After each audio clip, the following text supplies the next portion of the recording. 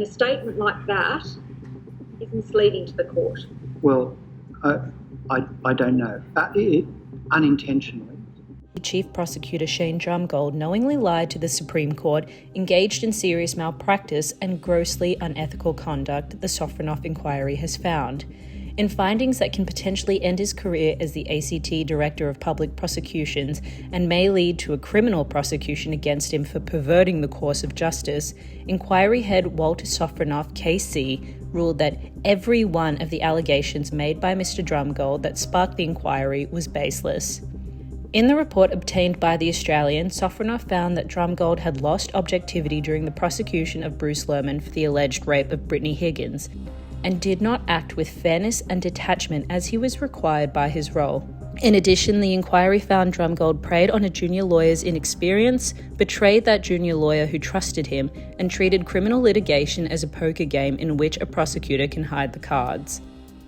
The ACT government received Mr. Sofronoff's report on Monday but has refused to release the findings until the end of the month as senior officials pore over the 600-page document.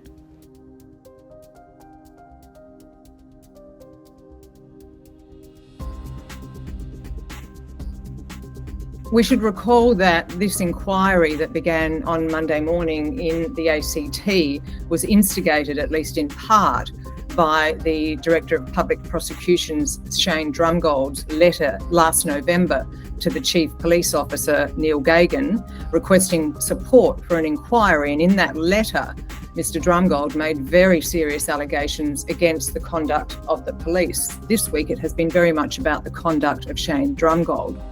What was the basis upon which you made the submission that the investigative review documents fell within that category of legal professional privilege in Schedule 1? Clearly error.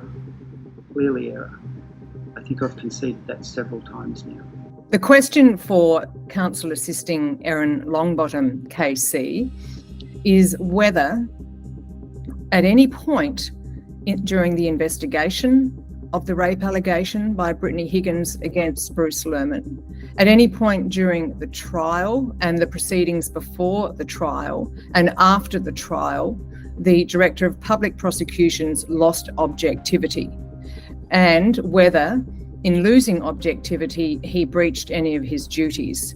I mean, I'm ultimately responsible for this. I think you might be overstating my input into the preparation of documents. Now, the duties that a Director of Public Prosecution has are very, very important to maintaining our trust in the criminal justice system. What's happened this week in the inquiry shows that there was a clear breakdown in trust between the AFP, the police, and Shane Drumgold. There's no question about that.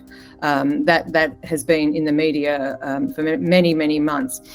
It was not even in my purview. I know, but why wasn't it?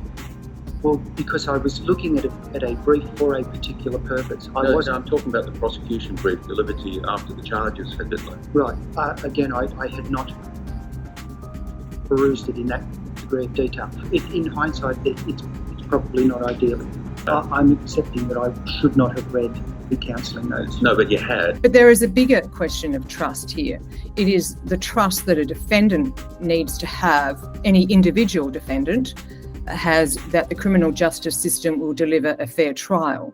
There's a question of trust about whether a judge can believe what a barrister in her court or his courtroom says to them. That has been at the centre of some of the inquiries into Mr. Drumgold's behaviour. And then, of course, there is the ultimate question of trust, and that is the trust that we as citizens, people in the community, have in our criminal justice system. One thing you could have done is disqualified yourself from running the case and let another prosecutor do it. I could have read done the documents. But the problems I've put to you, do you accept that they're problems? They're potentially problems, yes. The issues that have been raised this week over the course of the last 2.5 days have, I think, raised a number of questions as to whether Shane Drumgold has behaved appropriately, considering, remember, that a prosecutor And a director of public prosecutions has extraordinary power. Shane Drumgold admitted that, he obviously holds in his hand, with the weight of his position and his office, extraordinary powers. So those powers must be exercised at every point very judiciously, very thoughtfully, and thoroughly. On a number of occasions this week, we've seen Mr. Drumgold concede that, in fact, for example, he didn't read a document before he gave advice that that document was privileged. Now, that's a serious issue, because the effect of him making that determination meant that information was not disclosed that probably should have been disclosed to the defence. There is an involvement that Mr. Drumgold conceded in the preparation of an affidavit, which he agreed could potentially have misled the court as to a source of information that was sworn in an affidavit. These aren't dry, arcane legal matters. These goes to the very heart of how not just the court process works, but how the criminal justice system works. The change in retrospect, did I fall within the prohibition? I didn't turn my mind to that, and I had other things on my mind, like preservation of the complainant. Again, where I'm talking about in the sterile environment, here, I concede that I probably do fall within that section. Can I suggest the evidence you are giving about breaches of statutory obligations reflects a cavalier attitude to your obligations as a prosecutor? It reflects a balance in competing forces that I was required to apply at a particular point in time. A statement like that is misleading to the court. Well, I don't know. Unintentionally, we do aim to have no errors at all, ever. Sometimes we may fall short.